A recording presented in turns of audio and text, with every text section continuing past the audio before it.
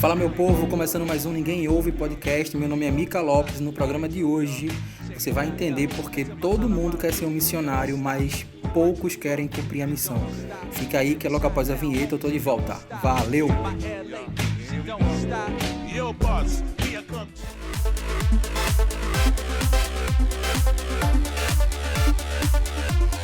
Ô, adianta, me ouvindo? Uou! Estamos de volta aqui com mais um Ninguém Ouve e para bater esse papo com a gente hoje eu trouxe aqui o Igor. Igor foi o meu líder lá na escola da Shores of Grace, um cara que eu admiro muito, sou fãzão dele, mas nada melhor do que ele mesmo para se apresentar para todos vocês. Fala, Igor.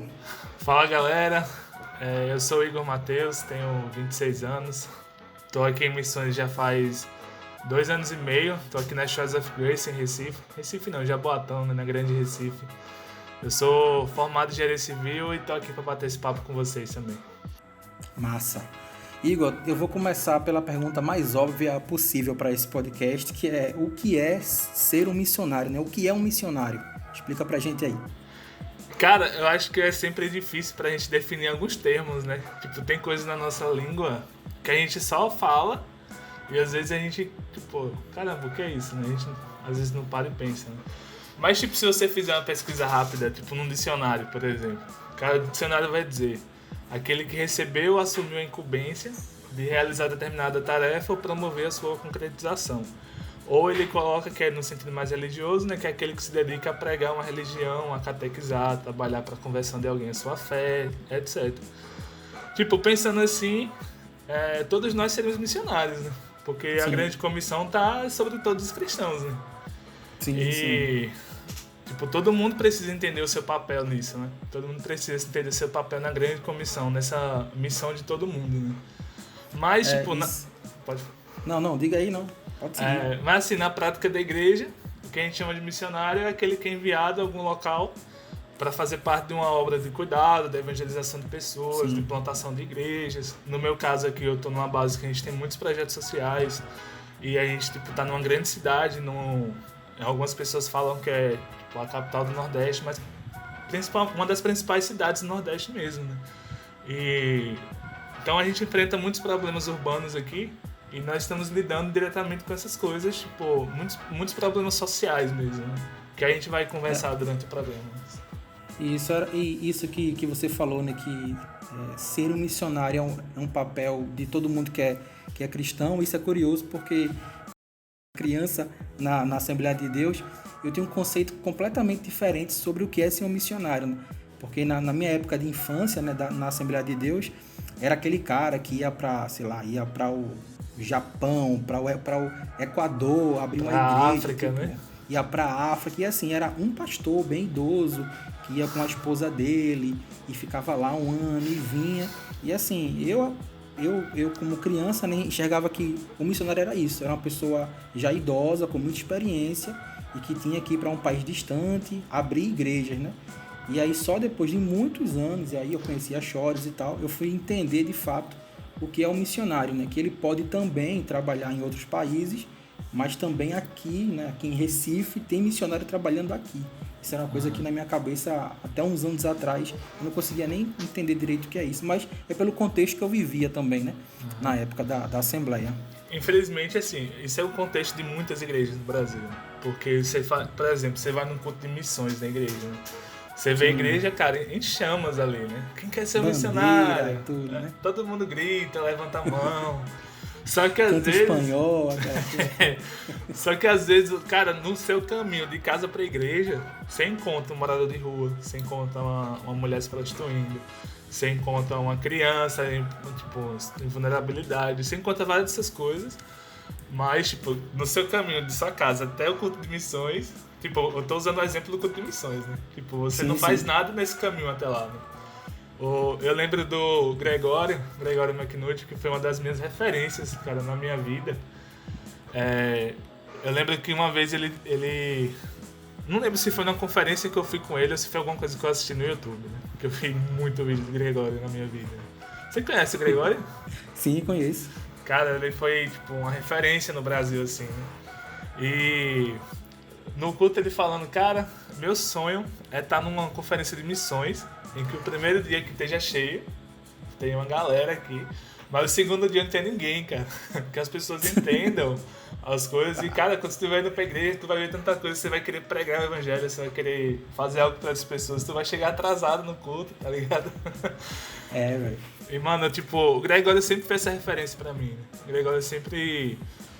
Cara, eu participei de uma conferência, tipo, eu era parte da equipe de organização dessa conferência, em acho que 2016, eu acho. Acho que foi das últimas conferências que ele participou antes de falecer. E, mano, você fica perto dele, cara. Você é contagiado por essa energia, por essa paixão, por esse sentimento pelo evangelho, pelas pessoas, pelo cuidado das pessoas.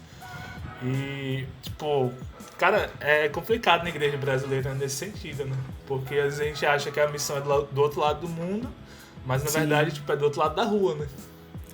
O que acontecia, assim, na minha época de criança, assim, na infância, na minha adolescência, é porque tinha o seguinte, né? O pessoal tinha um comentário na época que quem faz caridade, assim, são os espíritas, né? Tinha esse consciente coletivo na época sobre isso. E o que parecia era que a igreja evangélica, na época, não tinha que olhar para o órfão, né? Para a viúva, porque isso era coisa de outras religiões, né, fazer isso. A igreja tinha que orar e pregar, onde um trabalho entre orar e pregar também é evangelizar quem está carente, né, quem está perdido no mundo, e assim, não só evangelizar, né, como o Tiago diz, é também dar o pão, né, você tem que abraçar, tem que prover para essas pessoas o mínimo que ela possa tipo existir. E aí você só com oração e com pregação, o cara não enche a barriga, né? E aí fica difícil ouvir a palavra sem ter um pouquinho de pão na barriga. Isso será bem perceptível na minha época. E assim, acho que de uns anos para cá isso tem trocado um pouco, né? Eu digo assim, em um contexto mais assembleiano, de algum modo, o pessoal tem conseguido virar um pouco essa chave. Mas, Igor, tipo, eu vou querer ir mais profundo nesses assuntos, porque tem muita coisa pra gente falar. Mas antes eu queria entender o seguinte: tu é engenheiro civil, né? Fez faculdade, se formou e tal. E a pergunta principal é: o que leva um engenheiro civil a se tornar um missionário, né? Porque, assim, parece uma coisa, entre aspas, absurda para quem enxerga de fora, né? O cara é um engenheiro, tem uma profissão de sucesso, o cara pode trabalhar aí em grandes empresas de engenharia, mas ele optou em servir integralmente ao Rei dos Reis, né? Explica aí como é que tudo isso aconteceu na tua vida. Cara, pra mim tem um versículo que eu acho que é bem chave nisso tudo que a gente tá conversando, que é Atos 10:38, que fala bem assim, ó: sabem também que Deus ungiu Jesus de Nazaré com o Espírito Santo e com poder. Então Jesus foi por toda parte fazendo bem e curando todos os oprimidos pelo diabo, porque Deus estava com ele. E eu acho que, tipo, o entendimento desse versículo no contexto missionário, tipo, não no contexto missionário, no contexto da igreja mesmo, né? Esse é a chave, mano. Porque Deus ungiu Jesus pra ele caminhar fazendo bem, mano. Tipo, pra ele caminhar curando os oprimidos do diabo, cara. E... Caraca. Cara, quando a gente vê a história de Cristo, tipo... Cara, essa é a marca da vida dele, né? Sim. Tipo, tem eu já vi algumas pessoas falando do versículo da grande comissão, né? Ir por todo mundo, pregar o evangelho. E eu vi algumas pessoas, não sei se isso é uma referência ao grego, ou tipo, um entendimento melhor, mas eu já vi algumas pessoas falando: enquanto você está indo pelo mundo, prega o evangelho, né? Então, tipo, é uma questão da caminhada mesmo, né? Tipo, cara, às vezes você está indo pro trabalho, às vezes você está indo pra escola, mas, tipo, nessa caminhada inteira a gente tem oportunidade para pregar o evangelho. Sim. E respondendo a sua pergunta sobre a engenharia, cara, é uma história muito doida, cara. Porque, assim, eu já fiz vários cursos, assim, cristãos, né? Tipo, eu já fiz o Rema, que é lá do Verbo da Vida. Eu já fiz Visible College, que foi uma tutoria teológica no passado. Cara, eu já me meti em muita coisa, mano, assim. Fiz o Fornalha aqui na base, que eu vou contar daqui a pouco também, né? Mas quando eu fiz o Rema, cara, na disciplina História da Igreja, eu saí, tipo, cada aula, mano, eu saía louco da aula, assim, né? Tipo, eu li a História de Avivamento. Dessa disciplina História da Igreja até hoje, eu sempre leio História de Avivamento, porque elas edificam muito minha fé. Mas no último dia de aula, a gente tava, tipo, nos minutos finais da aula, o professor tava orando com a gente. Quem já fez o rema sabe que, tipo, os professores realmente têm liberdade no espírito. Às vezes, tipo, na meio da aula, levanta todo mundo, a gente começa a orar, começa a pegar a palavra pro outro, é bem louco. E aí, no final, no encerramento da disciplina, o professor tava orando pela gente. E, cara, Deus começou a fazer algo louco no meio da galera. E a vice-diretora chegou na hora pra dar um aviso, assim, tipo, encerramento de período, assim, foi até a última disciplina do semestre.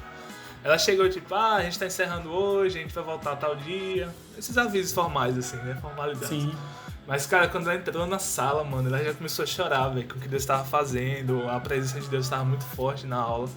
E aí ela foi lá na frente já, e aí ela disse que Deus estava mostrando pra ela que ele estava despertando chamados naquele dia e que ele iria chamar algumas pessoas pra ir lá na frente, que ele queria despertar um chamado missionário.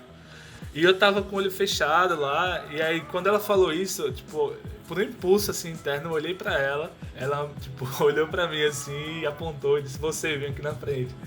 E aí eu já fui tremendo as pernas já assim, né? Caraca. E aí quando eu cheguei lá, tipo, ela chamou outras pessoas também, né? Mas Sim. aí ela chegou, ela e o professor vieram olhar por mim, e foi a primeira vez que eu recebi essa palavra do chamado missionário, né? Que Deus ia estar me enviando pra missões, e nesse dia, tipo, na época eu tinha um problema no meu joelho, que ele rangia muito, ele tinha uma rótula meio solta, e cara, ele colocou a mão no meu joelho assim só, cara, ele não falou nada, professor, ele colocou a mão, eles começaram a orar por mim, e foi aquela loucura, né? E, cara, fui curado nesse dia desse problema no joelho, e desse dia pra frente minha vida, tipo, virou de cabeça pra baixo, né? E começando a ler a história do avivamento, eu já li, tipo, coisas sobre o grande despertamento com John Wesley, George Whitefield, Jonathan Edwards, já vi Azusa, Gales, cara, eu amo o país de Gales, mano. Tem um livro que é O Intercessor, que é a história de... Tipo, eu vou falar alguns nomes durante o podcast, que provavelmente a pronúncia vai estar errada, mas que é o... irmão. é o Rhys Howells. Eu acho que é assim que você fala. Mas ele foi um cara que foi despertado no avivamento de Gales e, tipo, tem uma história muito louca da vida dele. Então, tipo, nessa caminhada de leitura dessas coisas, eu sempre tive o coração muito em chamas por isso. Eu sempre queria ver o agir de Deus, tipo, na minha cidade, na minha vida, na vida das pessoas ao meu redor. Na mesma intensidade que eu lia nessas coisas, né? Sim. Tipo, eu li o livro de Atos, eu via Jesus se movendo, tipo, entre a igreja e tudo isso. E minha oração era, Deus, eu sei que você pode fazer isso de novo.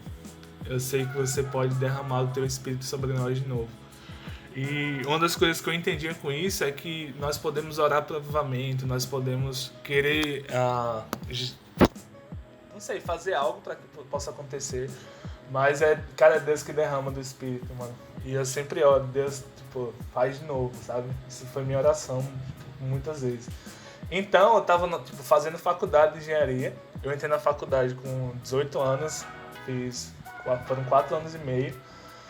E nesse tempo, foi nesse meio tempo que eu fiz o rema, e nesse tempo era sempre essa oração. E eu orava, Deus, você quer que eu faça faculdade mesmo? Você quer que eu pare e vá pro campo missionário? Eu acho que essa é uma pira que a maioria dos jovens cristãos fica pensando, né? Que faculdade eu vou fazer, pra fazer, não é, pra ir pra missões, não é. Mas Deus sempre falava, tipo, não, você vai fazer, você é pra continuar. Uma vez Deus falou assim pra mim, cara, que eu seria um engenheiro de pessoas, pô. Aí o cara, que nome bonito, mano. Mas não sabia nem o que era isso, sabe? Mas Deus falava, tipo, você vai construir o fundamento de pessoas, eu tenho um chamado muito voltado para o ensino também, na área da teologia. E hoje eu entendo muito melhor isso, mas na época era só um nome bonito, né? Sou engenheiro de gente, né? Mas o meu pensamento era, assim que eu terminar a faculdade, eu quero fazer uma viagem missionária. E aí no último período da faculdade, eu comecei a pesquisar, né? Aí eu vi o Impacto do Sertão Livre, lá com o Girando Som. Um amigo meu tinha vindo fazer a escola de Davi, tipo, um semestre antes. E eu acompanhei essa vinda dele pra cá, eu vi, tipo, o que aconteceu na vida dele, tipo, ele contando como foi. Então eu já tava acompanhando as histórias e tal. Mas na verdade, em 2016, eu tinha ido pregar numa igreja em Aracaju. E tinha um cara que era voluntário aqui na Chores, que tava lá visitando alguns amigos lá.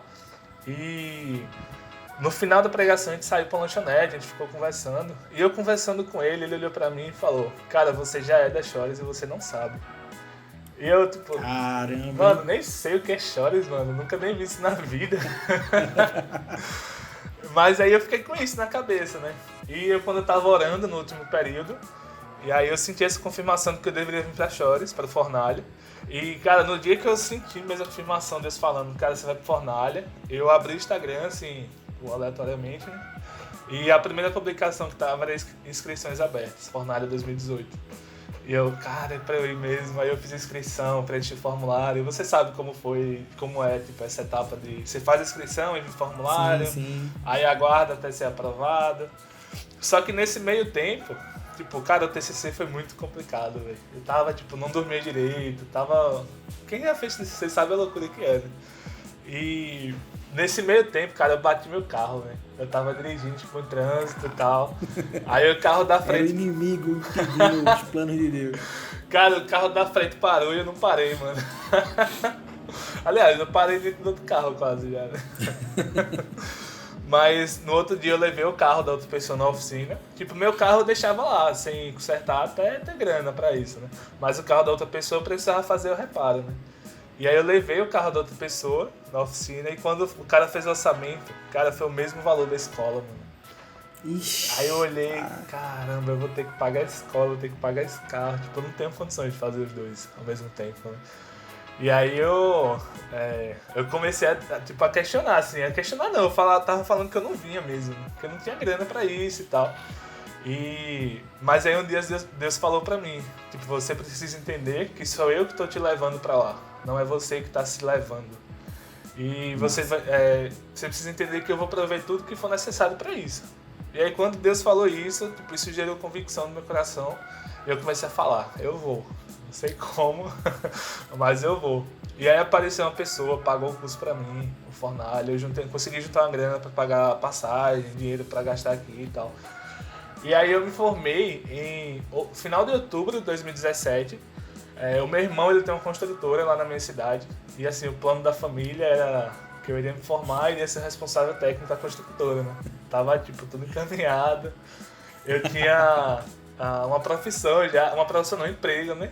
Já pra ir, mas... Tudo garantido. Tudo garantido, cara. E aí, em janeiro eu vim, fiz o Fornalha, em janeiro de 2018. E, cara, o Fornalha, tipo, virou minha vida de cabeça pra baixo, né? É doido, né, velho? Meu irmão, quem não foi, precisa ir pro Fornalha, velho, porque é surreal. Cara, é muito intenso o que a gente vive aqui, né? Tipo, eu passei 3 semanas de aula aqui e uma semana no sertão, né? Então, tipo, na segunda semana já tá, tipo, Deus é aqui que eu quero ficar. Eu não quero trabalhar, eu largo tudo, eu não... Pô.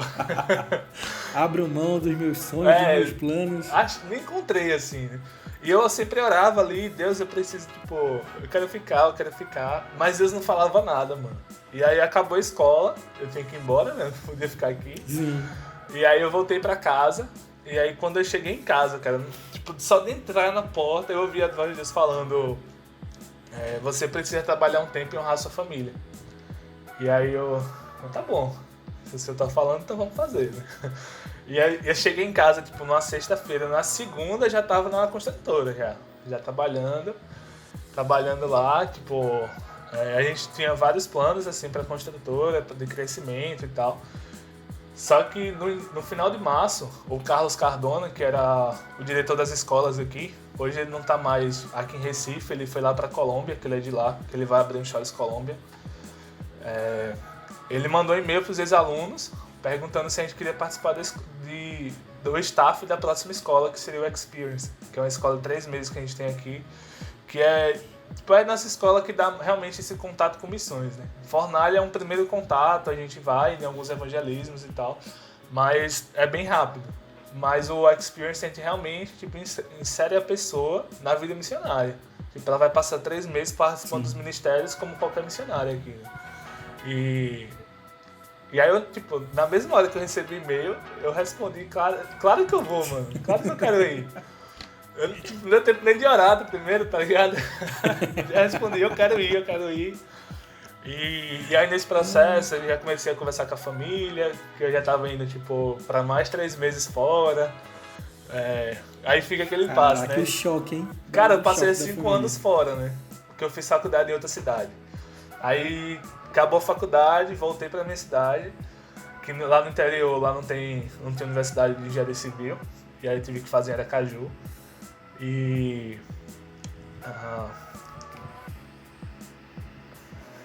aí quando eu voltei pra lá, assim que eu terminei a faculdade, eu voltei, passei 1 mês fazendo fornalha, viajando, volto pra casa, agora tipo, já vou viajar mais 3 meses, sabe? Aí fica aquele impasse assim, né, tipo, tá. A família, tipo, foi naquele processo de aceitação, mas beleza, tipo, a gente tem que deixar mandando você pra lá, então pode ir, né? Só que 1 mês, eu acho, antes de vir pra cá, eu vim pra cá 27 de agosto de 2018. Essas datas eu vou lembrar o resto da vida, né? Cara, eu comecei, Deus me deu uma maratona de palavras, assim. E as palavras eram indicando que ele tava me levando, tipo, que meu tempo na minha cidade tinha acabado e que ele tava me levando pra outro lugar. E assim, se eu for falar todas as palavras, vai ser um podcast inteiro, né? Mas eu vou falar só uma, que foi um sonho que eu tive, que... Eu não sei se você lembra, eu devo ter contado isso no fornalha, provavelmente que eu sempre conto essas histórias, né? Mas eu tive um sonho que eu tava numa cidade participando do campeonato, e eu tinha ganhado esse campeonato, e o meu prêmio era que eu ia morrer. Olha que prêmio maravilhoso, né? E aí só que aí me disseram, você pode ir pra sua cidade, se despedir de seus amigos e familiares e voltar pra cá pra morrer. Aí eu, tá bom. Aí fui pra minha cidade, juntei uns amigos na lanchonete, tive um tempo com ele, tipo, eles acharam que era o quê? Não, ele tá voltando de viagem agora, ele quer encontrar a gente e tal, né? E encontrei meus amigos na lanchonete e aí eu contei pra eles, né? Ó, então, vim pra cá, me despedi de vocês, eu tô voltando pra cidade pra morrer, eu não vou ver vocês mais. E aí todo mundo, tipo, aquele choque, né? Tipo, cara, o que você vai fazer lá? Você não precisa voltar, você pode ficar aqui, porque você vai ter que ir. E essas foram muitas palavras que eu ouvi no meu processo de vir pra cá, né? Tipo, as pessoas dizendo, nossa, você pode ficar aqui, você não precisa ir. E... Só que, tipo, na hora eu acordei, eu tenho o costume de anotar essas coisas. Às vezes, tipo, no meio da madrugada eu acordo com algum sonho que eu tive, eu gravo um áudio no celular. Aí no outro dia eu vou ouvir o que foi o sonho, eu escrevo e tal. Às vezes, por Deus falando alguma coisa mesmo, né? E aí depois eu entendi o que era esse sonho, né? Que quando eu tava aqui e, tipo, eu ganhei um prêmio, né? Que o prêmio era a minha morte, né? Deus me mandou pra lá pra me despedir de todo mundo e voltar pra cá pra morrer. E aí a minha oração era, tipo, Deus, o que é que significa essa morte, né?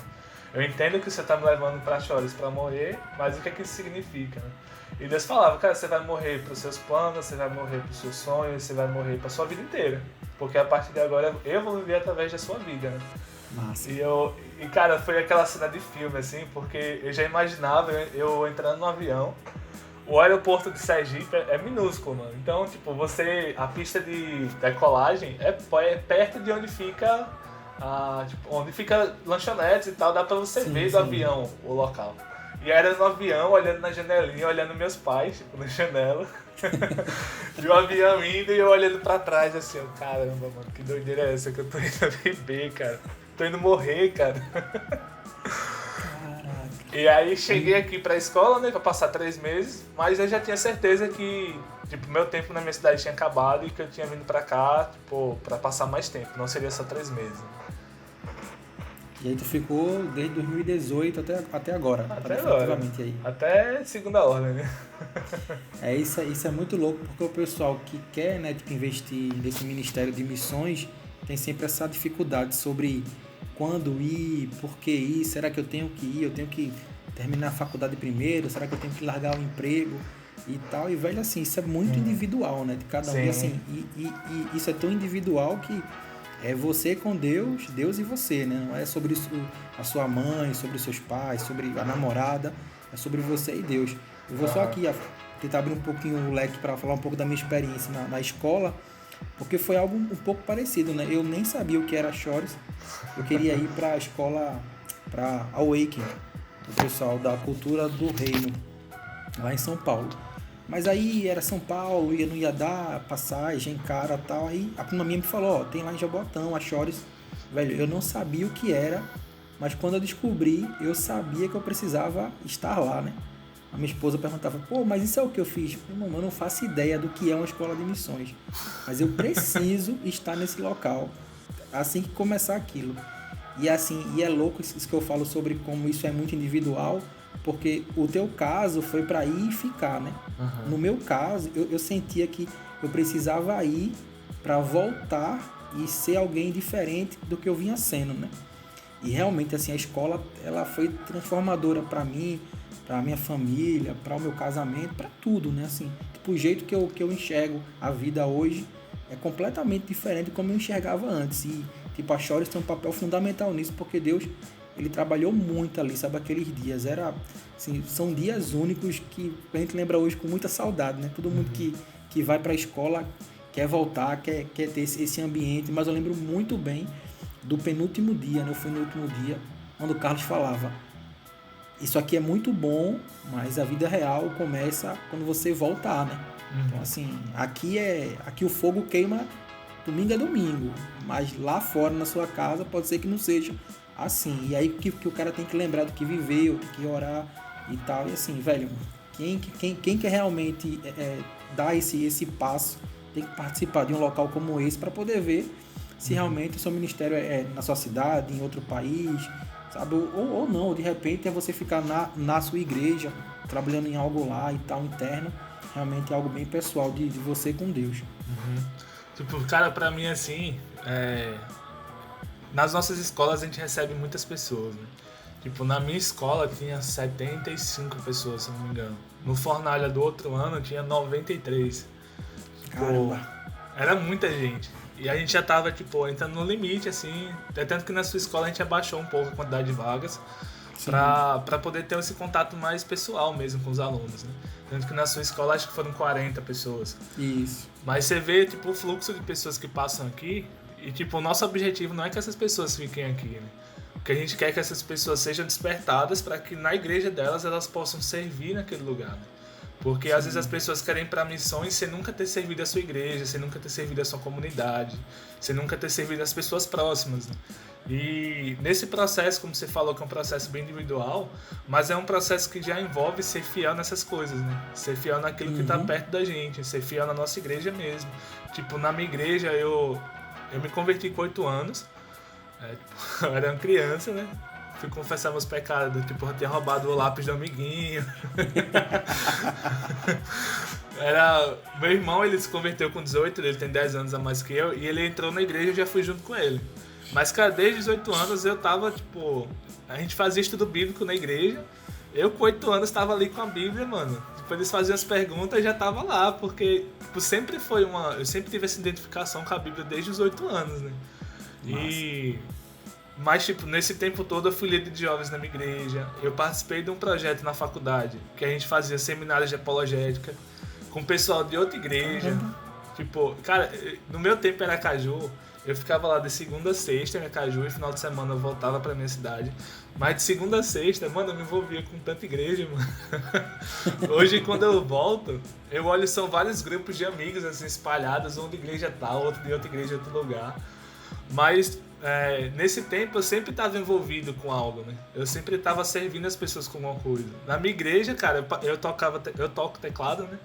Eu participava de quase todos os cultos de mulheres da igreja que tinha, porque não tinha homem, tipo, não tinha mulher que tocava na época, né? Hoje já tem, graças a Deus, né?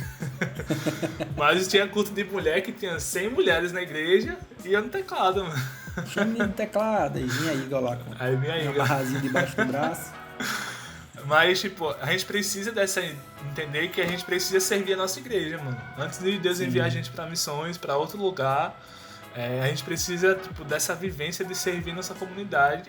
E é assim que a gente descobre o nosso propósito. Porque eu descobri meu propósito não foi buscando por ele, mano. Foi servir na igreja.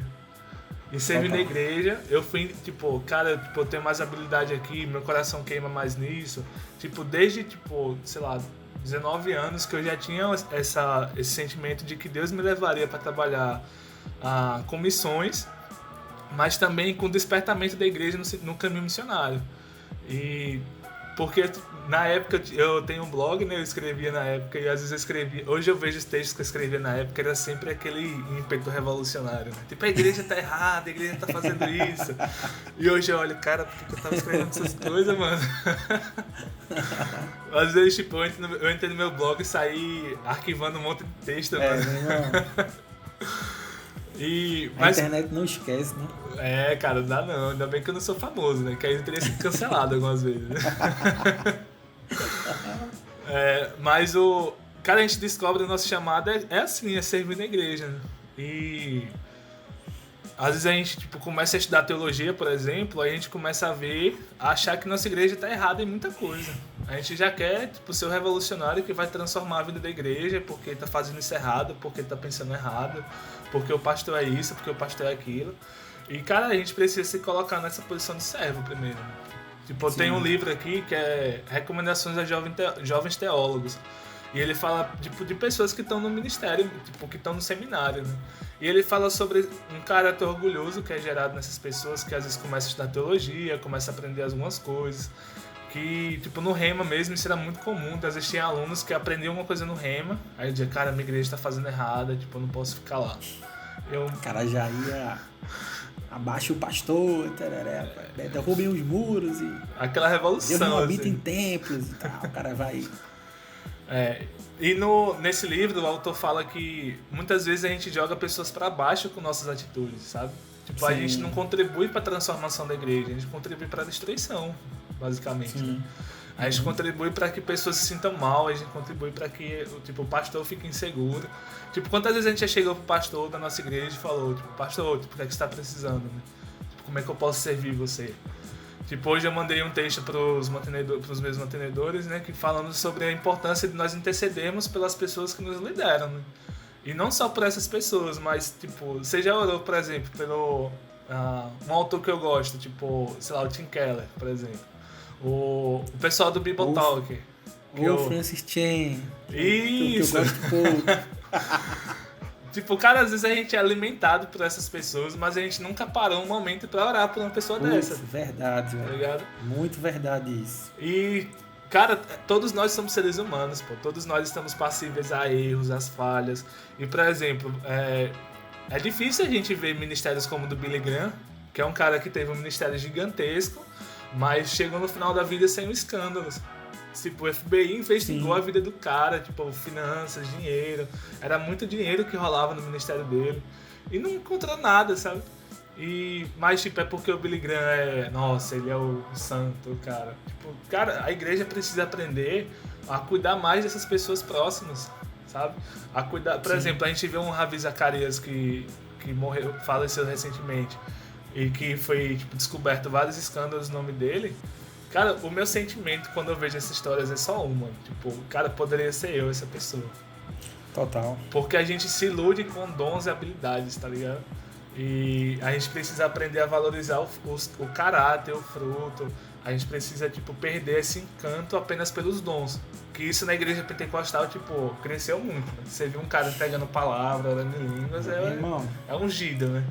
Fala não, velho. Só tem. E assim, né? E também tem um outro ponto sobre isso, que é o líder que supervaloriza os dons que ele tem, né? Uhum. Então o cara já se põe em um papel intocável, né? Então assim, ele é o cara que tá sempre feliz, sempre com a fé lá em cima, sabe? Sempre em contato direto com Deus ali, é brother. Tudo que eu oro acontece, eu tô super bem, sabe? E, bicho, a vida não é assim o tempo todo, principalmente para quem é líder, né? Então, assim, o cara às vezes que tá lá em cima, como um líder, né? Como um expoente de alguma denominação, de algum segmento, o cara também não quer se revelar como vulnerável, né? Uhum. Porque ele acha que isso vai ser uma fraqueza para ele.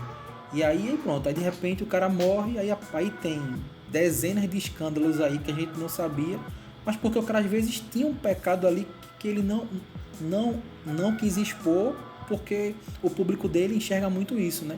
Que é um cara, um vingador, né? O cara é homem de ferro. Isso é muito ruim, né? Eu vi um texto do Ângelo Basso Há um tempo atrás que ele falou sobre isso, né? Que ele estava cansado, triste, exausto, deprimido. E você acha impossível, né? Porque ele parece um viking, sabe? Tipo, uau, apocalipse, pá, sempre ali naquela pegada. Mas o cara é humano, entendeu? Então, assim, tem que cuidar também dessas pessoas que dão tanto para a igreja, né?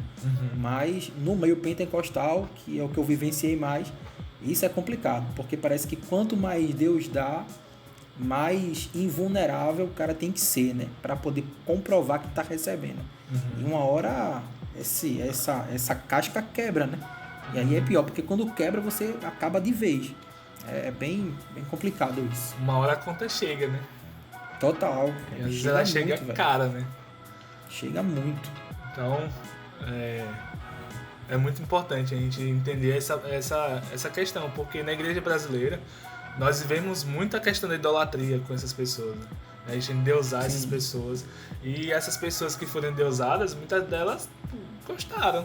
Tipo, muitas delas é tipo o nosso coração, mano. Tipo, você tem milhares de pessoas, milhões de pessoas que gostam do seu trabalho, que gostam do que você faz. E bate aquele orgulho, aquela aprovação das pessoas, aquele... tipo, no ministério, quando a gente menos espera, a gente está procurando pela aprovação das pessoas. E não a aprovação de Deus. Sim. Né? Então... Você agora... Deus falou com você para falar comigo. E isso eu cheguei lá em janeiro na escola, velho. Foi o que tava destruindo o meu coração, foi isso. E graças a Deus foi uma cura gigantesca. Mas realmente tem muita gente que vive em função disso, né? Da aprovação de outras pessoas. Um exemplo disso, eu até falei na sua escola, né? Por exemplo, eu falo pro pessoal, cara, eu não tenho problema se a gente tentar fazer uma atividade e der errado. Por quê? Porque muitas vezes é nos erros que o nosso caráter é moldado, que a gente para pra refletir sobre as coisas, que a gente fala, tipo, tem um livro aqui que é Na Estrada com Agostinho, que é um livro muito bom do James Smith, e ele, tipo, a capa dele tem várias frases, tipo, o que é que eu quero quando eu quero ser notado pelas pessoas, né? Tipo, quando eu me sinto frustrado no ministério, foi por quê? Foi quais as expectativas que eu gerei no ministério enquanto a isso, né? Porque, tipo, cara, um pregador, ele sempre vai querer que as pessoas, tipo, aplaudam o trabalho dele, que mostra que, tipo, cara, tipo, tua palavra foi muito boa, cara. Tipo, um músico mesmo, ele quer gravar a música, ele quer que as pessoas ouçam. Tipo, quando ele vê no Spotify, no YouTube, que tem um monte de view e tal, ele sente o orgulho daquilo que ele fez. Sim. A questão é quando... entender quando que a gente está roubando a glória de Deus nesse processo também, né? De quando que a gente está se movendo pela aprovação das pessoas, e isso vai gerar glória para nossa vida, vai gerar elogios, vai gerar muita coisa, ou quando a gente está se movendo para a glória de Deus, né? Porque na glória de Deus, muitas vezes a gente vai ser, tipo, colocado para baixo total. Por exemplo, a gente pega Elias. Cara, Elias, tipo, teve que peitar um monte de profeta de Baal. E para ele ser fiel à palavra que Deus tinha ali naquele momento para ele, tipo, ele foi o único.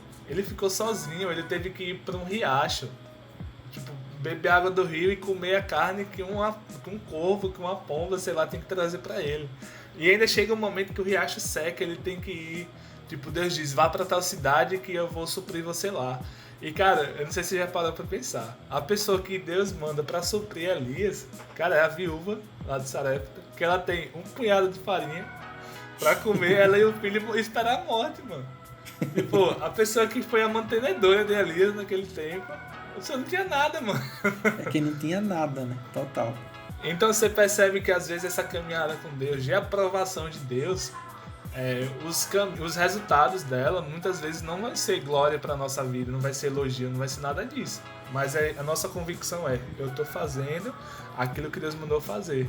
E isso é o suficiente. Porque, por exemplo, o Nick sempre fala, quando ele vem para o campo missionário, qualquer pessoa quando vem para o campo missionário, o que vai determinar se você vai ficar aqui ou não é o seu sim a Deus. Quando alguém vier, tipo, quando você começar a passar problema financeiro, quando você se sentir sozinho, quando você vê os problemas do ministério acontecendo, o que vai determinar se você fica aqui ou não é você continuar dizendo sim a Deus, mano. Porque os resultados nem sempre é o que a gente espera. Mas uma coisa a gente tem certeza, a missão não é minha, a obra não é minha, eu sou apenas um cooperador da grande comissão, da obra que Deus tem fazido na Terra, que nem começou agora, que ela começou lá no Jardim do Éden ainda. quando Deus fala pra serpente, da barriga da mulher vai nascer aquele que vai pisar na sua cabeça e você vai ferir seu calcanhar. Então a gente tá vivendo uma história que começou há milhares de anos atrás. A gente só é um fragmento dessa história, um pontinho assim, mas tipo, Deus nos deu essa honra de fazer parte dessa obra, sabe? Dessa grande história. Velho, total, meu irmão, e assim, isso que tu falou é importante, porque o que me incomoda muitas vezes é como as pessoas, elas vão chancelar o trabalho de alguém por um número. Então o cara, sei lá, é tipo um pregador, o cara é um professor e quer, sei lá, aí tá lá numa live, aí tem 5 pessoas vendo a live do cara. O cara, meu irmão, pra ir 5 pessoas só, tipo, não tem ninguém.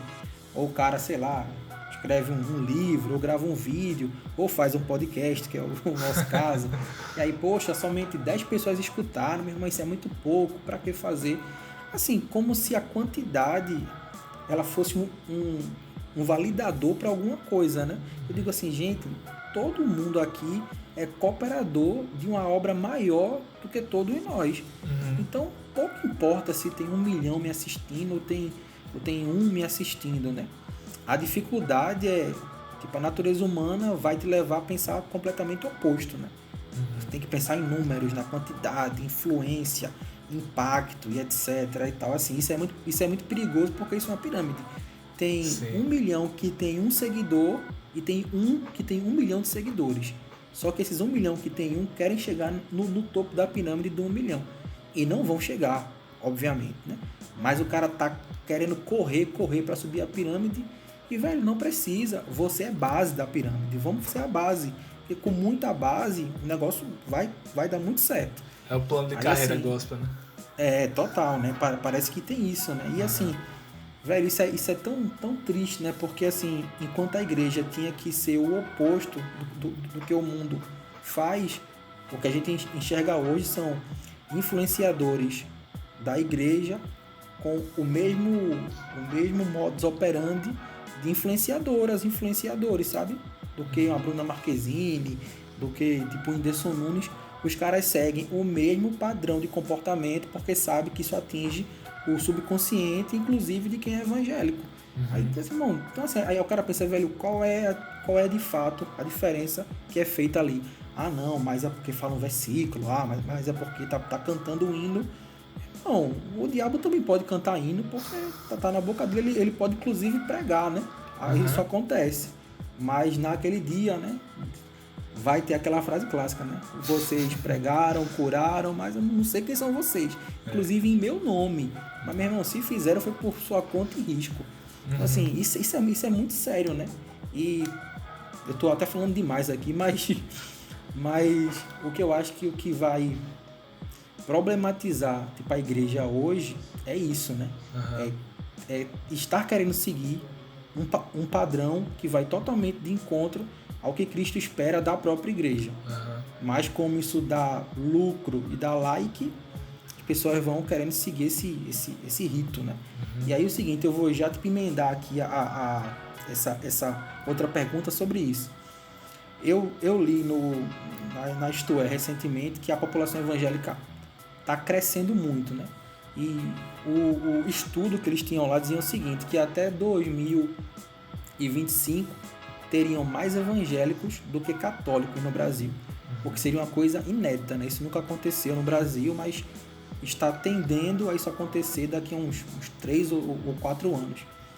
E a minha pergunta e a minha dúvida é o seguinte, por que a gente cresce numericamente, mas o impacto disso não é proporcional? E aí eu vou só dar um complemento aqui.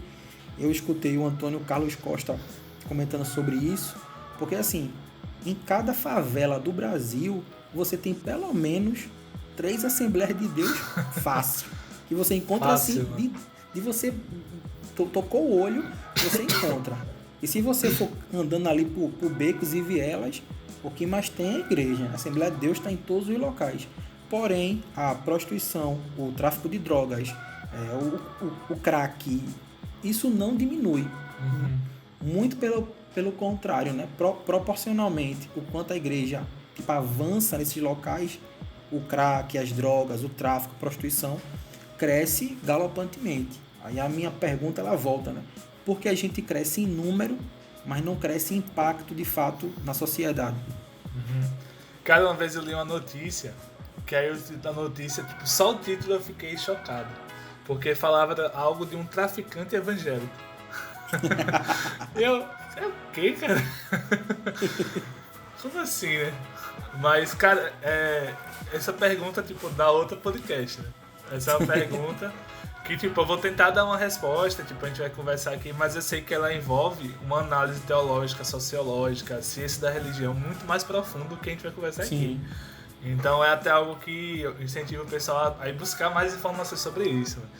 Mas no curso de teologia que eu fiz ano passado, na disciplina de Cosmovisão, eu li um livro que foi Introdução à Cosmovisão Cristã, que são dois autores, que é o Michael Gorin e o Craig Bartholomew, espero estar falando o nome dele certo, que foi a editora Vida Nova que lançou. E, cara, a história dos dois é curiosa, porque, por exemplo, o Craig Bartholomew,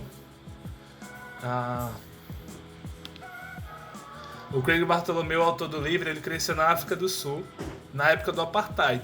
Tipo, contexto racista, opressor, tudo isso. Só que a igreja dele, aparentemente, era uma igreja evangelística, uma igreja cheia de vida. E aí, tipo, a pergunta era o quê? Por que a igreja não tinha nada a dizer sobre o Apartheid, né? Por que a igreja não se posicionava contra isso? Por exemplo, o Michael Gorin, que é outro autor, ele fala que ele cresceu numa igreja que eles tratavam a salvação de uma forma muito individualista, futura e extramundana.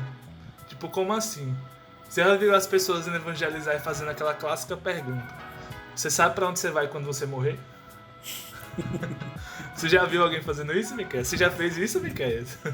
Não, isso eu nunca fiz não, mas já vi. Eu já fiz várias vezes. Sério? Não aqui na Chores, né? Lá na minha cidade ainda. Aqui na Chores, graças a Deus, já no fornalha essa ideia quebrou, né? Mas, tipo, por exemplo, às vezes a gente acha que filosofia é um negócio que tipo, um bando de gente maluca aí que fica fumando maconha e pensando um monte de doideira, sabe? Mas isso foi o quê? Isso foi a filosofia que entrou na igreja, filosofia platônica. Por exemplo, porque Platão falava o quê? Que o corpo é a prisão da alma. Que o mundo que a gente vive material é um mundo imperfeito.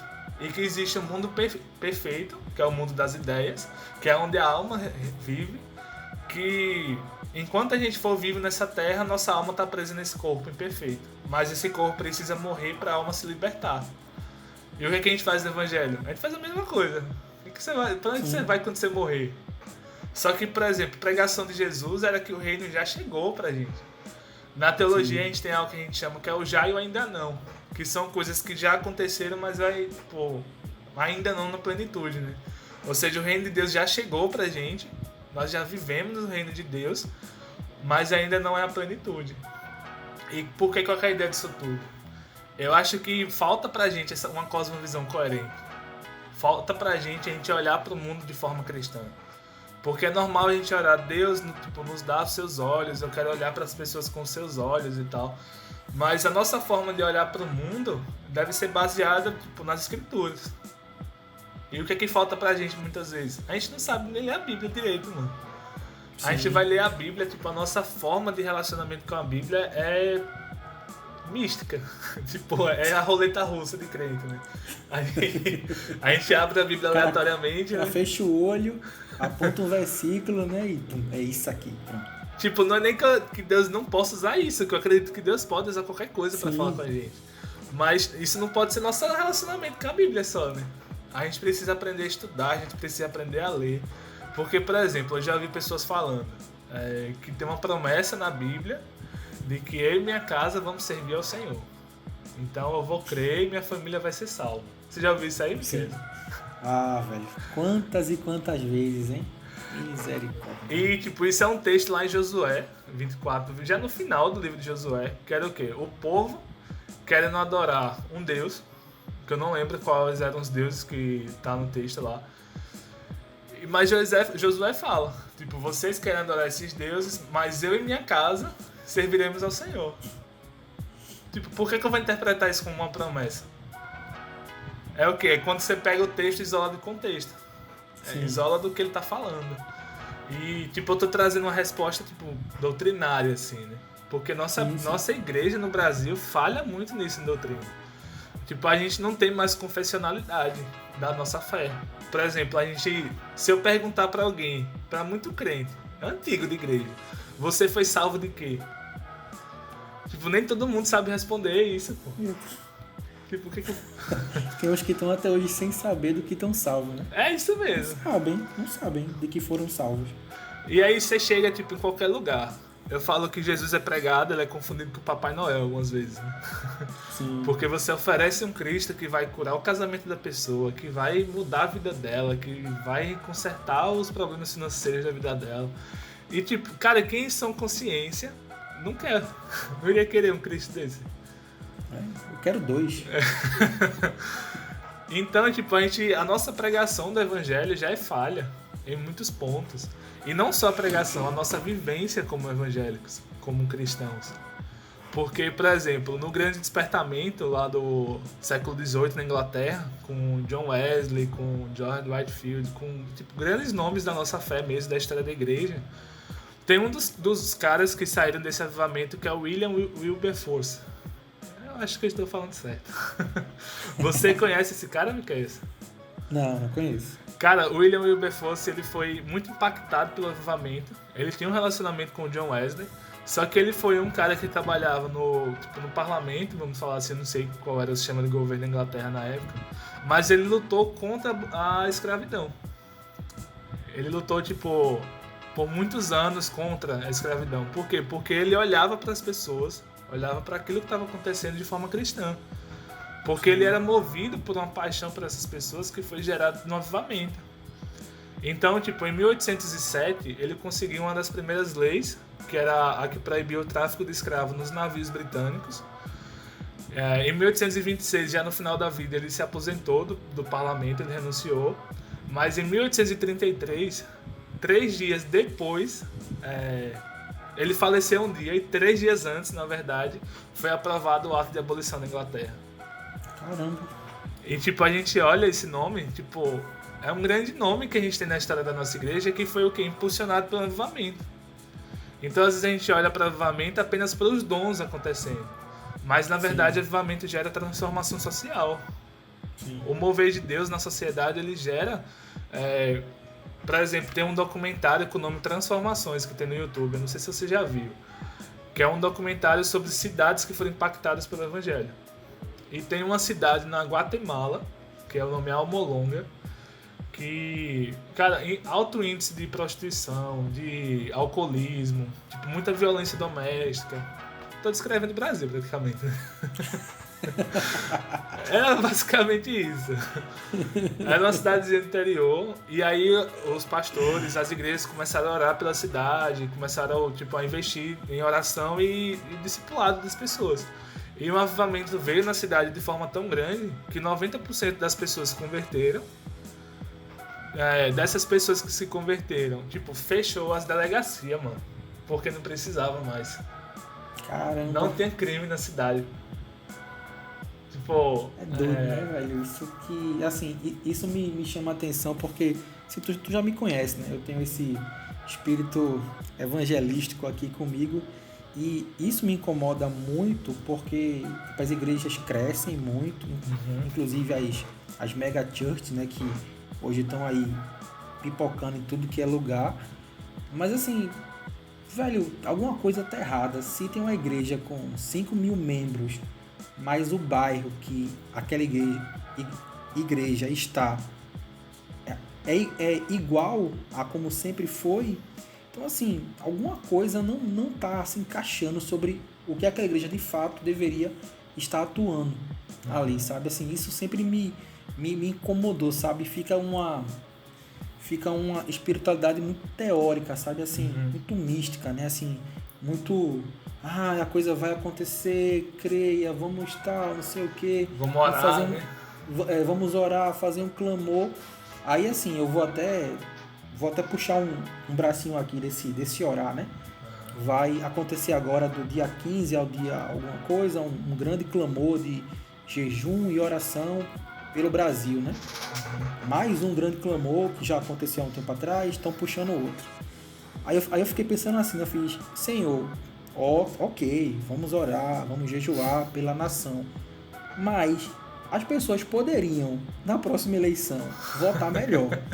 Seria talvez muito mais interessante, muito mais útil para quem, inclusive, não é cristão, do que esse clamor, porque alguma coisa está errada. Não adianta a igreja clamar e jejuar se na próxima eleição cometer os mesmos erros, né? Uhum. E assim, não só a esfera do presidente, tá? Eu digo sobre seus governadores, seus prefeitos, seus vereadores. Então assim, gente, alguma coisa não tá encaixando. Não adianta o cara ter uma espiritualidade elevada, mas na hora de ser prático com aquela espiritualidade, o cara vota em quem deu, sei lá, uma bicicleta, um jogo, uma dentadura ou um milheiro de milho, sabe? Tipo, não faz muito sentido. Isso me incomoda, velho, de um jeito que... Pense, Deus, só a graça.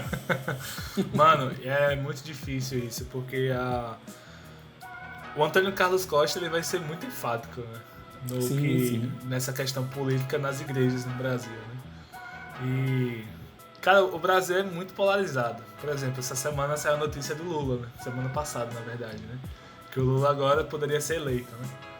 Sim. E aí já começou a discussão. Cara, ano que vem, se for Bolsonaro contra Lula, na verdade, mesmo que tenha uma reviravolta, Lula não vai ser mais de novo candidato. Cara, ano que vem vai ser toda aquela polarização de novo. Total. É sempre um querendo falar do outro, E tipo, aqui no Brasil, essa polarização política, eles tentam ao máximo inviabilizar esse diálogo possível. Sim. Não há possibilidade de diálogo.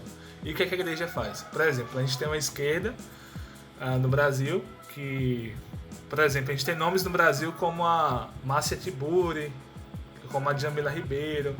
A Márcia Tiburi, ela tem um livro que é Como Conversar com um Fascista. E, tipo, eu não cheguei a ler esse livro, né? Eu vi algumas pessoas comentando e eu fiz um curso recentemente com o Pedro Dulce, lá no Visible College, que foi o Proteste, que é um curso sobre política, né? E ele que apresentou isso lá.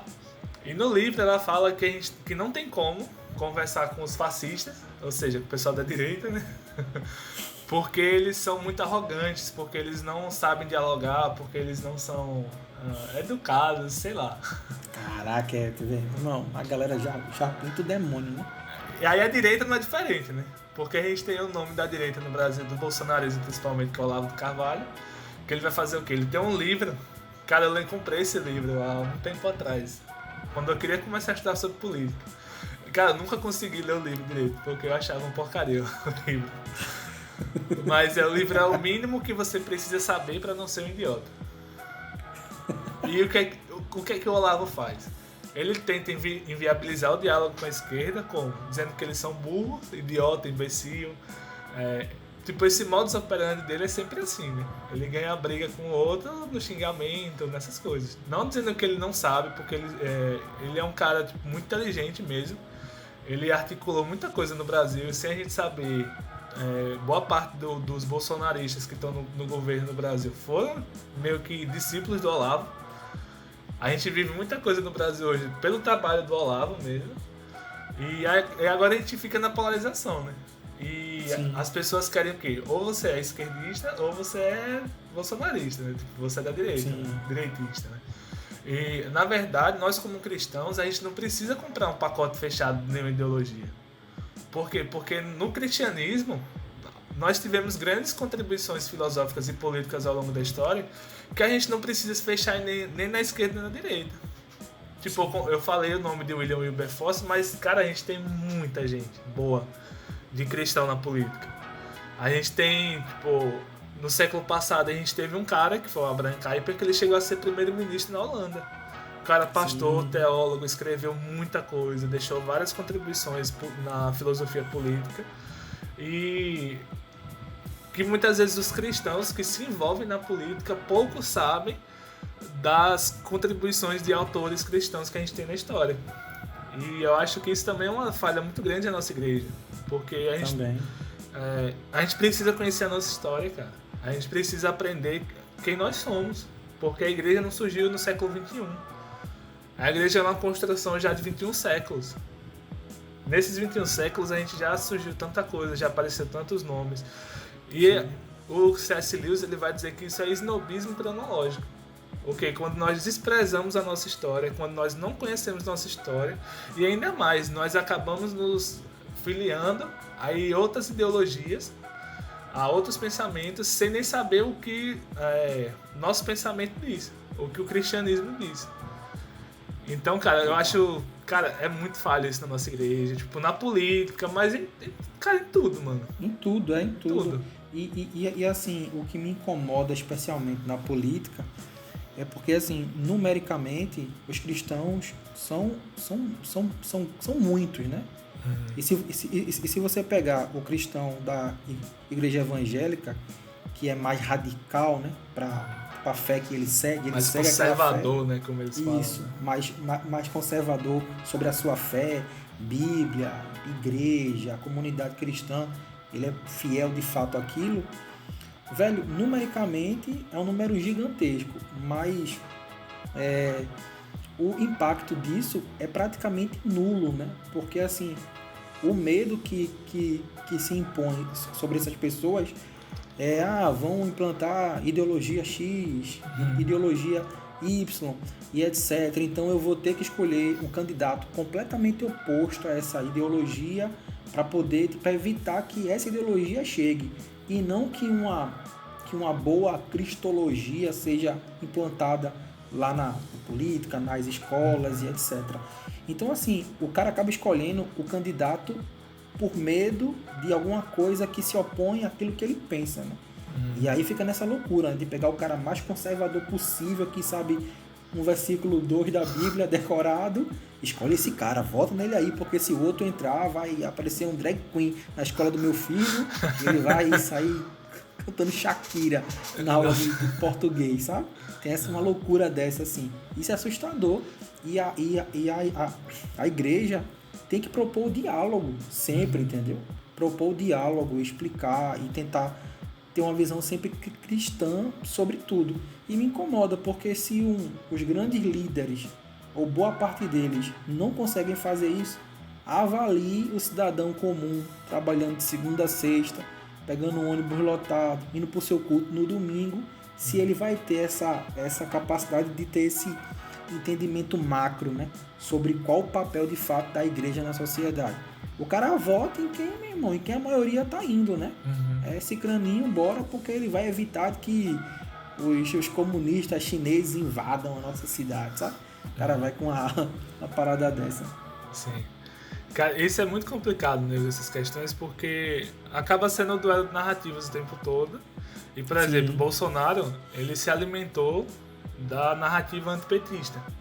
Porque existia uma insatisfação no povo pelo governo do PT, de muitas pessoas, e foi o que aconteceu com ele. Bolsonaro soube personificar esse ódio ao PT. E ele foi eleito por isso. Teve muita gente que votou em Bolsonaro, não porque sabia que era Bolsonaro, não porque eu concordo com as ideias dele, é isso. Não, ele só era o cara que era o anti-PT. Sim. Então é tanto que se você vai conversar com alguém que é apoiador de Bolsonaro sobre as coisas que Bolsonaro está fazendo no governo, a resposta de muita gente mas e o PT? Mas e Lula? Não, mano, o PT foi horrível pro país também, mas eu quero falar desse governo aqui agora. O negócio é agora, daqui para o futuro. E agora, na próxima eleição, vai ser esse duelo não de ideias, sim, não de propostas, sim, vai ser esse duelo de ódio. Porque agora se Lula é um articulador político brilhante, né? O cara é muito sim, inteligente, ele tem um bom discurso, ele sabe comprar a galera no discurso dele. Então, se ele consegue personificar agora esse ódio ao Bolsonaro, essa insatisfação do povo contra Bolsonaro, vai ser essa luta agora.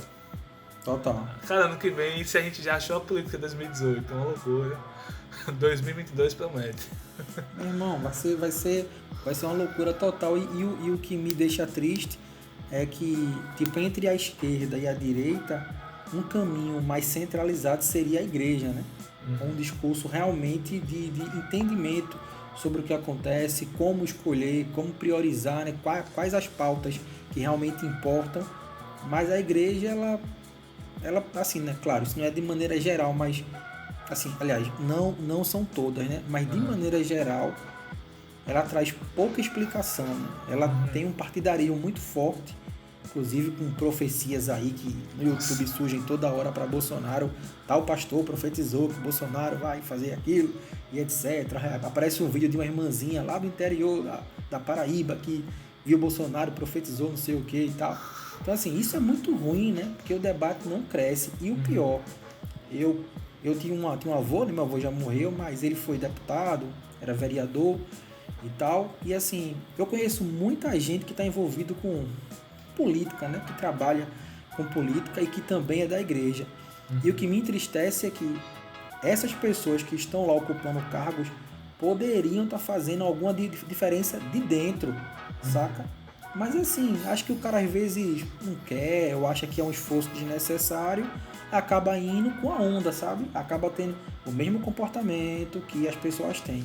Aí isso se reflete para a sociedade. Aí tu vai, por exemplo, no shopping, no mercado, na padaria, na farmácia, na oficina, na praia, o seu comportamento não é um comportamento de quem realmente tem Cristo na sua essência, né?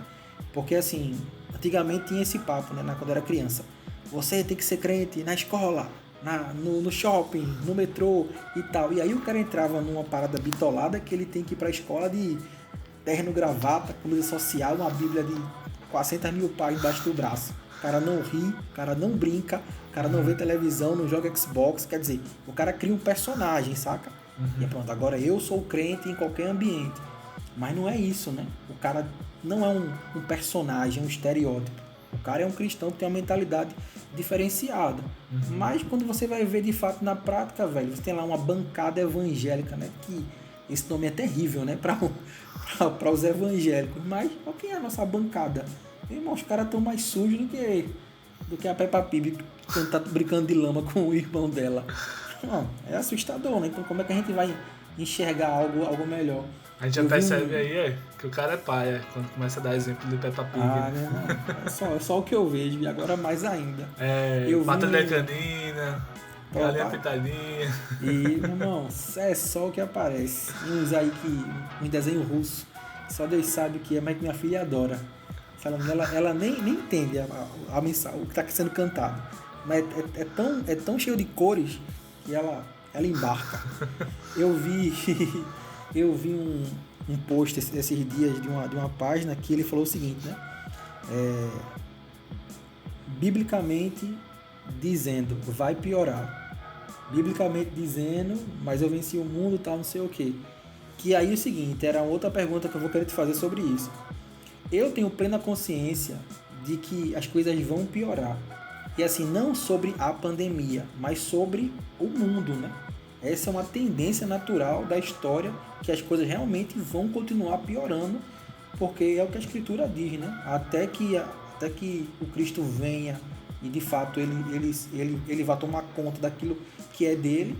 Eu não vou esperar que o mundo vire um lugar de unicórnios e ursinhos carinhosos, todo mundo feliz e bem-sucedido, dinheiro sobrando e igualdade social. Eu duvido que isso vai acontecer. A tendência realmente é que o mundo piore. Mas a gente sabendo tudo isso, como a igreja teria que se portar em relação a isso? Porque tem uma coisa que é assim, o mundo vai piorar, então deixa piorar. Quando Jesus voltar, as coisas se resolvem. Esse pensamento não faz sentido, né? Mas o que parece é que tem muito crente que está vivendo assim, né? Deixa piorar, porque quando a gente for pro céu, a gente acerta as contas lá. Enfim, não faz nenhum sentido, mas é o que a gente mais vê, né? Então, vamos lá. A gente vê realmente versículos que falam sobre essa piora da sociedade e sobre que o mundo realmente está se deteriorando. Tipo, a gente vê princípios químicos. Se você for olhar a entropia, o que é a tendência das coisas se desorganizarem. Tipo, sim. O universo está em expansão. Tipo, a gente poderia encontrar exemplos disso em tudo. Mas, na verdade, nós também temos versículos na Bíblia que falam sobre o crescimento do Evangelho, sobre o crescimento da igreja. Mas tem um versículo que fala que o sujo vai continuar a se sujar, mas que o santo vai continuar a se santificar. Então, tipo, a gente vê o quê? Uma antítese. A gente vê dois lados. Agostinho ele vai colocar que há duas cidades. É a cidade de Deus e a cidade dos homens. E convertidos ao Senhor, que tivemos nosso coração regenerado a Cristo, nós somos habitantes dessa cidade de Deus, mas nós caminhamos na cidade dos homens. Como? Como peregrinos. Como alguém que está numa jornada nessa cidade dos homens, mas que está caminhando em direção à cidade de Deus. E nessa caminhada, nós somos cidadãos celestiais. Cidadãos, não cidadãos. Nós somos embaixadores do reino. Nós somos pessoas que carregam uma mensagem. Nós somos pessoas que têm o amor de Cristo agindo através de nós e que Deus nos ungiu para derramar esse amor às outras pessoas. Porque, tipo, por muito tempo a imagem que se criou de Deus na igreja evangélica foi aquele cara distante que está lá no trono dele julgando todo mundo, que está com raiva da humanidade, que a humanidade tá pecando e tá lá olhando, tá aqueles pecadores, tá fazendo isso de novo. E a gente falha desse relacionamento com Deus próximo, com esse Deus pessoal, esse Deus que se importa com a humanidade, que se importa com as pessoas. Porque nós como igreja, o nosso chamado lá em Mateus 5 é para ser sal e luz aqui na Terra. É para sermos a resposta de Deus para essas pessoas. Tem um pastor amigo meu que ele fala que nós somos as mãos visíveis do Deus invisível.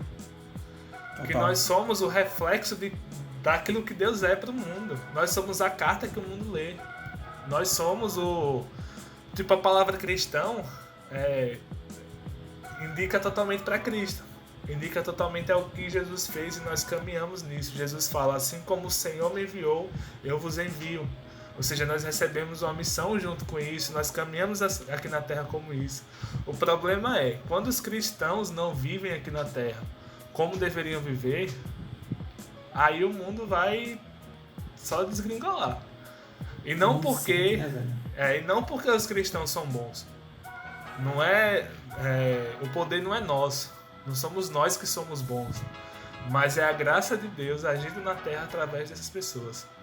É o poder de Deus se manifestando às pessoas através de nós. Nós somos apenas o vaso. Mas o tesouro, ele transborda através de nós. O Nick, ele sempre fala que nós temos que ser os menores vasos possíveis, os vasinhos pequenininhos. Por quê? Porque transborda mais rápido.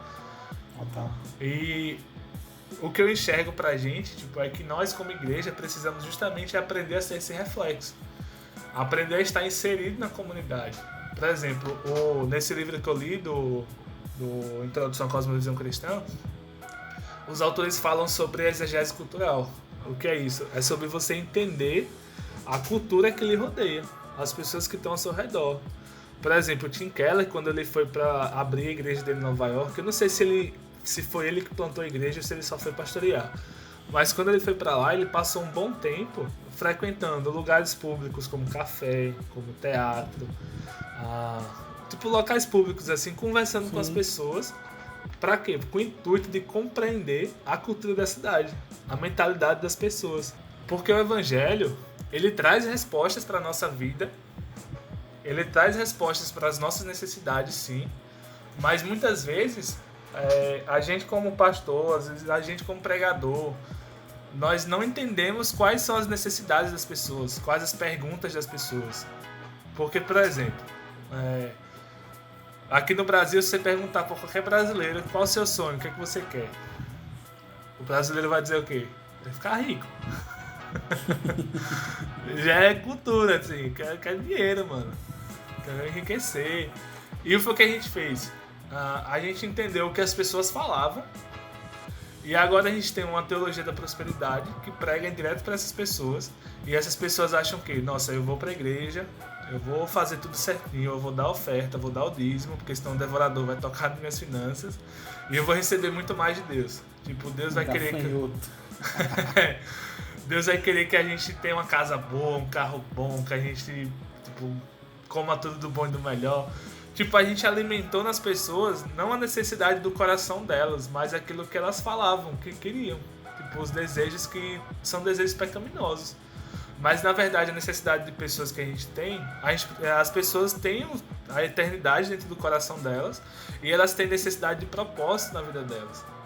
Sim. E a gente precisa saber como que a gente conversa, como que a gente dialoga, como que as pessoas conseguem enxergar no evangelho esse propósito de vida.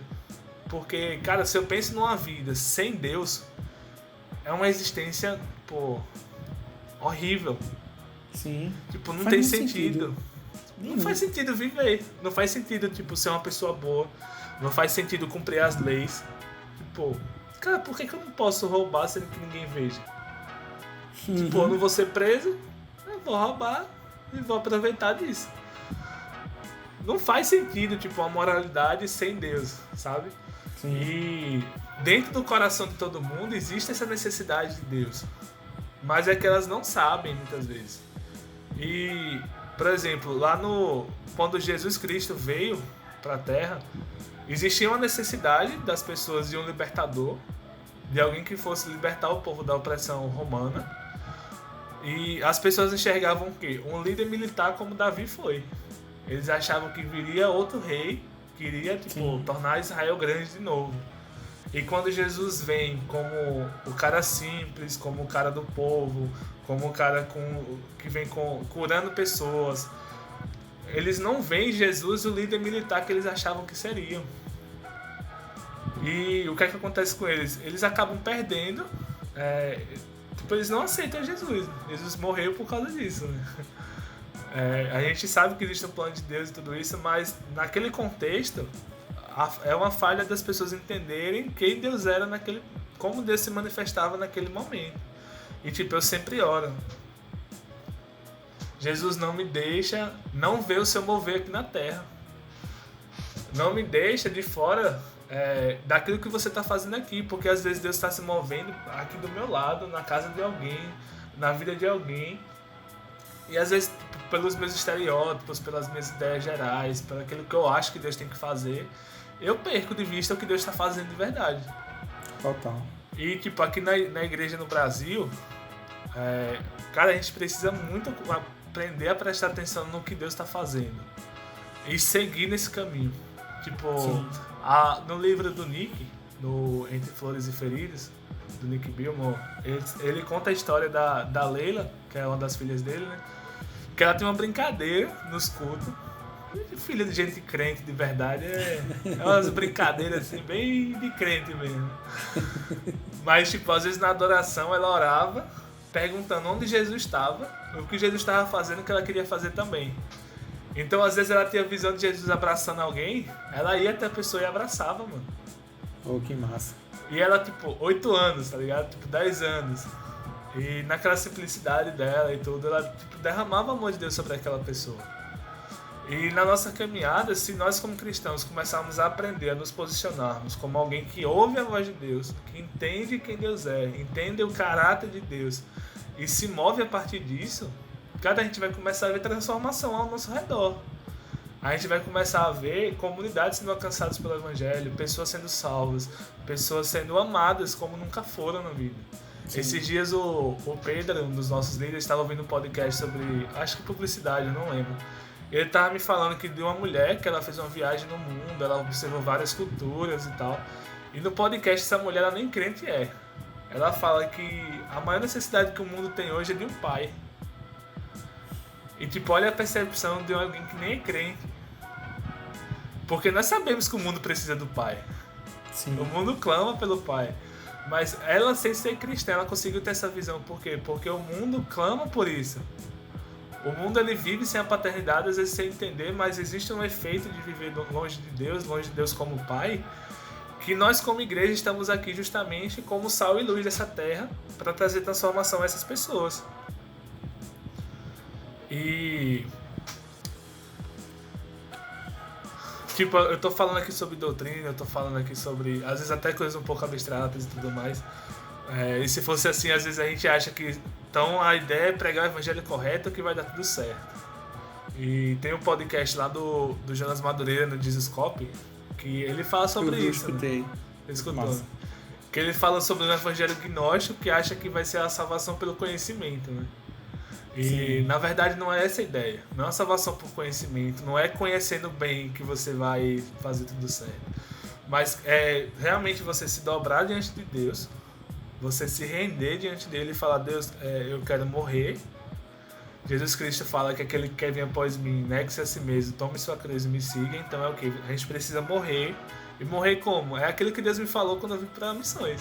É morrer para os nossos conceitos, morrer para os nossos sonhos, morrer para os nossos estereótipos, a forma como a gente olha para o mundo. E começar a deixar que o Espírito Santo viva através de nós a vida dele. Os planos dele, os sonhos dele. Porque Deus, quando ele olha para o mundo, ele vê toda essa maldade. Ele não é um Deus distante. Ele não é alguém que está lá no céu olhando e tipo, eles estão lá se lascando. Pô, o problema deles, eu já fiz tudo que eu podia fazer. Não, cara, Deus ele quer se revelar às pessoas. É desejo de Deus que as pessoas o conheçam. Mas ele escolheu nós como seus mensageiros. Ele escolheu nós como embaixadores. E não só de uma mensagem, mas de um estilo de vida. Sim. É de um estilo de vida cristão que revela o amor de Deus em tudo que a gente faz. E, por exemplo, né, existem igrejas no Brasil que têm projetos de poder, eu vou falar assim, mas que falam sobre hegemonia, que falam sobre conquistar as esferas da sociedade, que é quase uma teocracia, né? Quase como se quisesse voltar lá para o tempo de Israel, que era Deus, tipo a teocracia mesmo. Mas, cara, o que nós precisamos é ser pessoas fiéis a Deus na nossa vida cotidiana, diária, mano. Às vezes Deus me chamou para ser um professor numa escola, que eu vou passar minha vida inteira trabalhando nessa escola, mas eu vou ser uma presença fiel ali dentro. Eu vou ser tipo alguém que reflete o espelho de Cristo naquele lugar. E talvez eu não me torne um autor famoso, talvez eu não me torne tipo, o maior professor do Brasil, mas eu vou ser fiel naquilo que Deus confiou para mim. E nisso de ser fiel, a gente acostuma muito até a dar palavra para os outros de grandeza, como você vai ser isso, Deus tem um plano grande na sua vida. E a gente pega aqueles versículos... Para os altos lugares da sociedade, e voar gente... como águia e dominar os céus e os ares e tudo. A gente pega os versículos do Antigo Testamento, você é cabeça, não é cauda. Isso, Não, a galera adora, né, velho? Eu tô lendo um livro chamado Simplesmente Crente. Esqueci agora quem é o autor, que é aquela pegada muito da liturgia do ordinário, sabe? Sei. É aquela ideia ali e tal, que ele fala muito sobre isso e justamente, né? Tipo, a gente quer sempre o extraordinário, mas a vida é feita de situações ordinárias, né? Cotidianas, repetitivas, maçantes, muitas vezes chatas, mas se Deus não tiver naquilo que é mais comum, que é mais repetitivo, o cara quer sempre um lapso, né? Do extraordinário. Sabe, do cara encontrar aquilo que é supremo. E aí o cara perde o dia a dia com Deus ali, sabe, com a família, com os amigos. Tem até uma história que aconteceu comigo. A gente foi pra igreja há um tempo atrás, aí quando acabou o culto, vamos comer, né? Pra variar, crente, quando acaba o culto, vamos comer. Cara, domingo à noite, eu acho que de umas 8, 9, 10 horas, só tem crente no lanchonete. A gente foi comer um sanduíche, aí quando foi sair da lanchonete, tinha um flanelinha, né? E aí ele tava lá pedindo uma grana para poder comprar fralda para os filhos, porque tinha um filho que era deficiente, etc e tal. E aí a minha tia ajudou, né? Pegou os 20 reais assim, toma 20 reais aí e tal. Aí ele, ficou feliz, né? Aí eu fui lá conversar com ele, eu perguntei, teu filho aí e tal. Aí ele disse que era Cauã, o nome do filho, e tinha outra filha. Também tinha até aqui no braço o nome do filho na tatuagem e da filha e tal. Eu fiz, bicho, eu não tô com dinheiro aqui não, mas eu posso orar. Aí ele, oxe, irmão, na hora. Aí peguei, né? Eu fechei o olho junto com ele, orei junto com ele, dei um abraço apertado nele, aí ele chorou, né? Aí ele fez assim, velho, isso valeu muito mais do que os 20 reais, né? Assim. Então, assim, é isso, né? Porque você às vezes está na rua e um flanelinha dá um toque sobre o que ele está passando e aí Deus quer trabalhar ali. E assim, não tinha câmera, não tinha foto, não tinha vídeo, não tinha like. Era simplesmente eu, Deus e alguém precisando dele.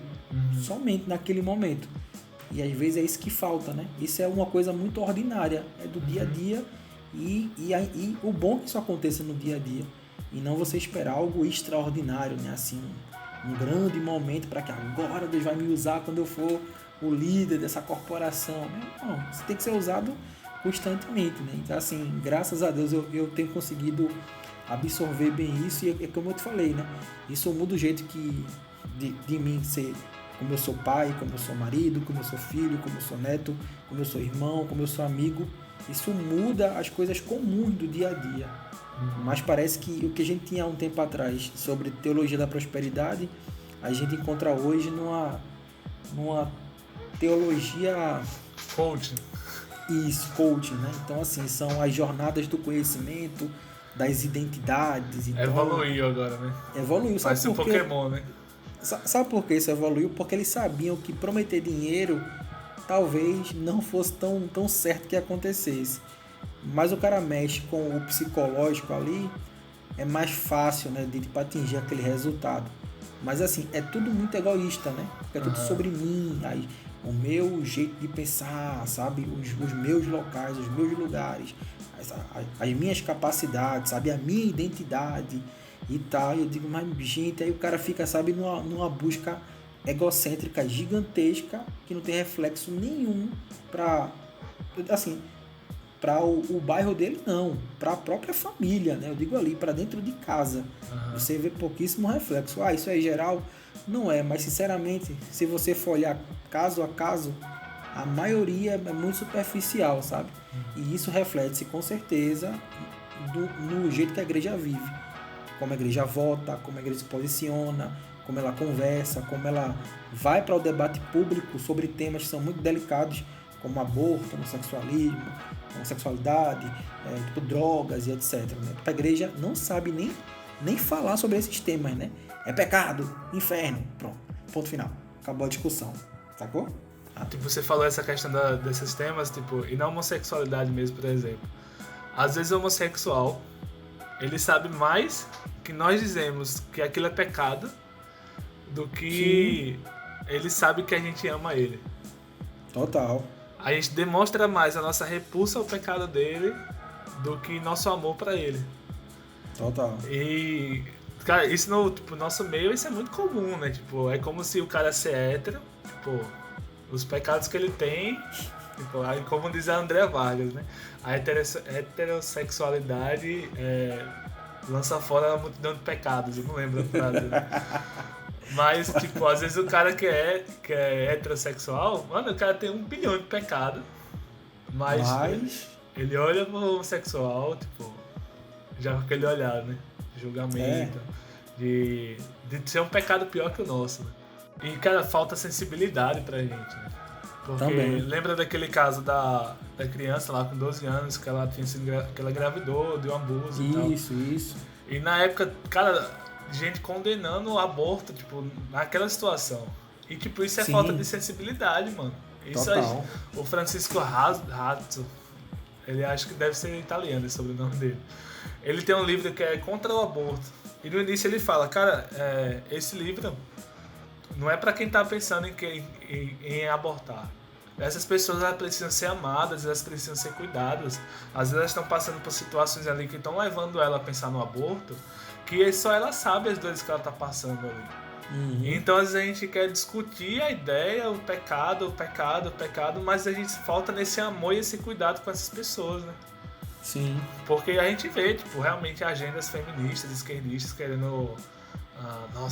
vamos liberar aborto porque a mulher tem o direito de escolher e tal. Mas a gente não pode jogar todo mundo dentro do mesmo saco e achar que é todo mundo igual.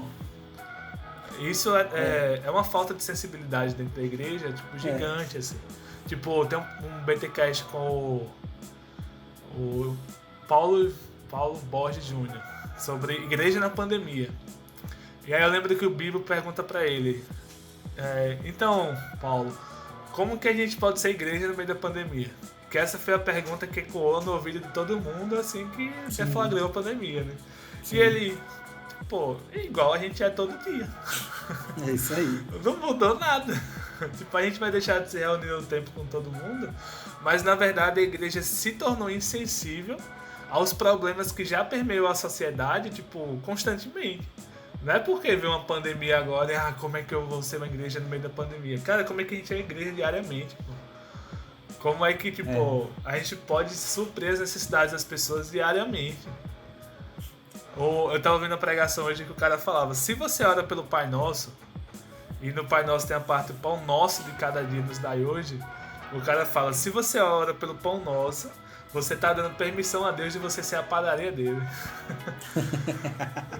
Mas é o quê? Porque às vezes a gente se fecha dentro da gente, as bênçãos é pra gente, a bênção é tipo, nossa, olha quantas coisas eu consegui, quantas coisas eu ganhei, olha meu carro, olha minha casa, olha meu ministério. Mas na verdade as bênçãos é o que a gente reparte. É o que tipo, faz parte da mesa, é o que chega às outras pessoas. Não é só Sim. O que é, tipo, o que chega na minha mão e ficou na minha mão.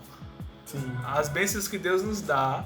Tipo, eu tô lendo a Bíblia no plano da Bíblia 365 e eu tô lá em Números agora. E cara, bilhões de vezes as pessoas ficam revoltadas com Deus, dizendo, esse maná é muito ruim, eu não queria comer carne, eu quero comer não sei o que, né? E, cara, mas olha o milagre que Deus tá atuando na vida daquelas pessoas, que elas estão no deserto, cara, mas não falta comida pra elas. Todos os dias tem maná. E a gente aprende duas coisas. Que o maná é pro dia, porque não adianta você guardar para outro dia, porque ela apodrece. E o que a gente aprende com isso? Porque muitas das vezes nós não dependemos de Deus, nós queremos pegar uma bênção que Deus nos deu hoje e tentar prolongar ela o máximo possível para que a gente aproveite mais dias possíveis. E, por exemplo, cara, em missões é muito louco os milagres financeiros que, por exemplo, eu estou vivendo. E às vezes eu entro no mês, cara, eu vou fazer as contas, dar as contas pra pagar, não sei o quê.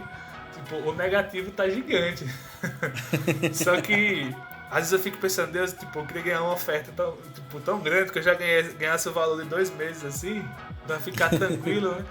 Mas, na verdade, o que a gente aprende a gente precisa depender de Deus, cara, dia a dia, pô. Tipo, todos os meses, Deus tem me ensinado, todos os meses ele tem sido fiel comigo aqui. Ele tem suprido tudo que eu preciso. Eu não posso reclamar, Deus, eu queria estar num quarto com ar-condicionado, eu tenho só um ventilador. Cara, tem que ser grato pelo ventilador, mano. Total. Aqui em Recife, um calor gigantesco. Agora, a gente vai entrar em lockdown essa semana, muito quente aqui, mano. Mas eu preciso ser grato a Deus porque eu tenho um ventilador no meu quarto, mano. Tem casas na comunidade que eu já fui que é um ventilador na casa inteira, um ventilador pequenininho, todo remendado já. E eu olho, cara, como é que essa galera mora aqui, como é que vive nesse calor.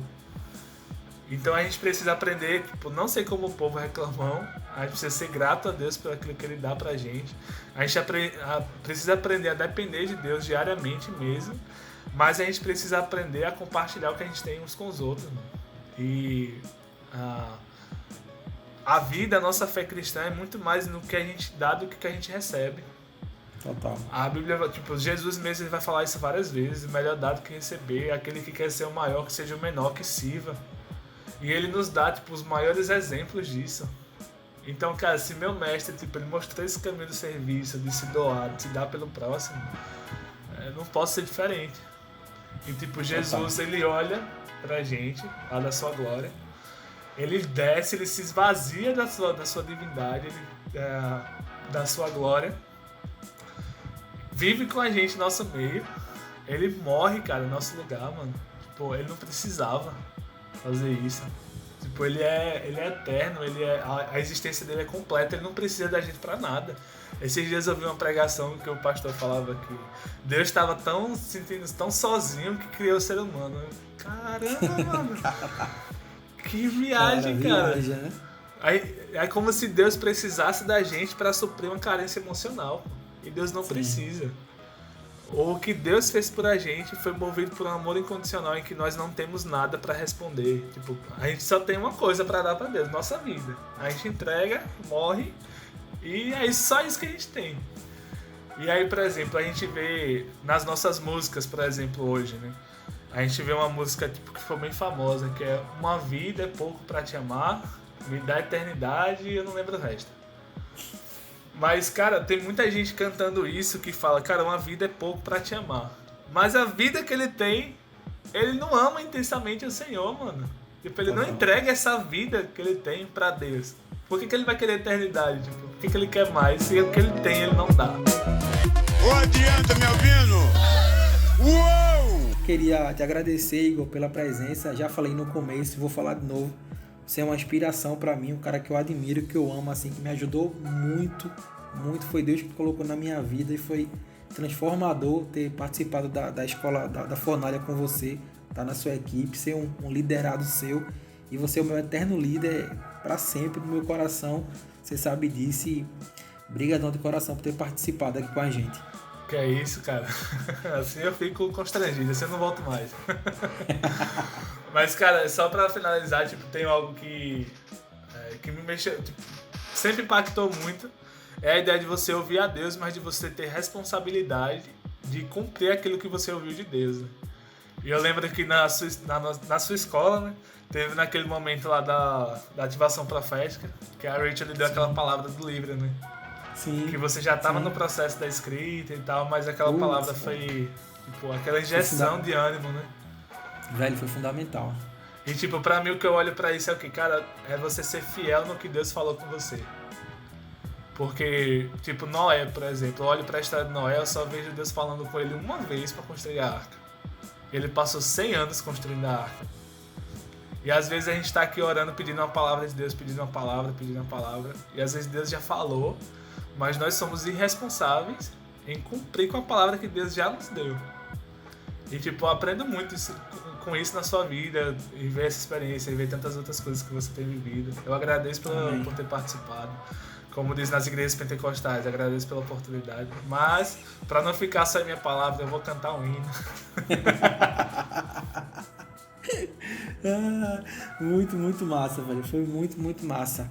Só para avisar, como eu sempre falo no final, né? Você que chegou até aqui, compartilha com seus amigos, manda no grupo de WhatsApp, no grupo Telegram, no grupo do Facebook. Onde tiver grupo, você vai mandar esse podcast.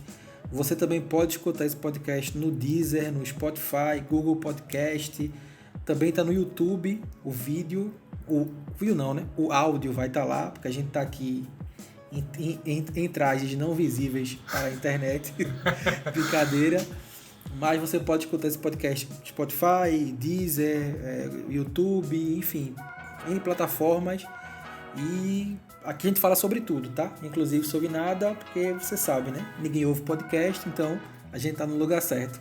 Valeu, obrigadão, até a próxima. Um cheiro e fiquem com Deus.